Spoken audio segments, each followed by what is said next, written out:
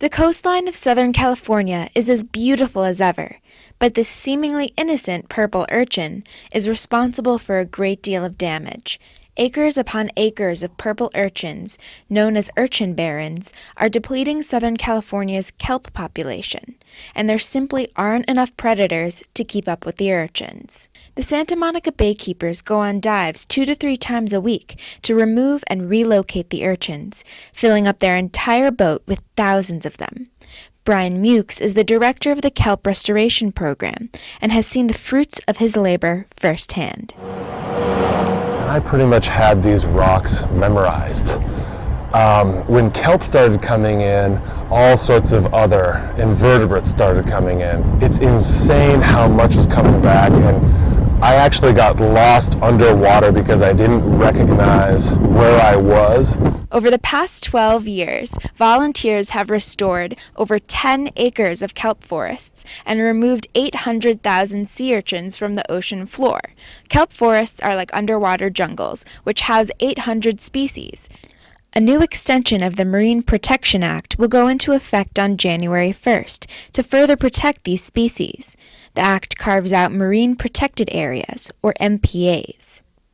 But local fishermen aren't thrilled about the restrictions. As a former clam fisherman, Tom Ford feels their frustration. And the slang term for don't hate the player, hate the game, I think really perfectly sums up what happens in many fisheries. Right? You got a small businessman or woman trying to just make a living and dealing with all of this red tape. The tranquility under the ocean belied the contention on land. Meetings between fishermen and environmentalists were heated. And it turned into be a battleground where people showed up to argue. And there's people jumping over chairs and fist fights, and things like that happen. How, where do you go with this? But as the date for MPAs approaches, there are new waves of opportunity for fishermen. The cool new twist for the project in this case is that we're bringing in the commercial urchin fishermen to assist us with this restoration project. We're going to help them out in the short term by employing them, giving them, in this case, what's going to add up to a decent part-time job.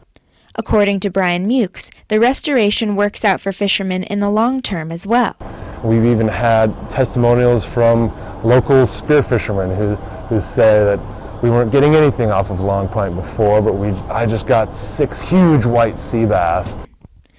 Brian even hopes that someday he'll be out of business. Every nonprofit should have the goal of solving the problem and becoming a waiter or a bartender at the local pub.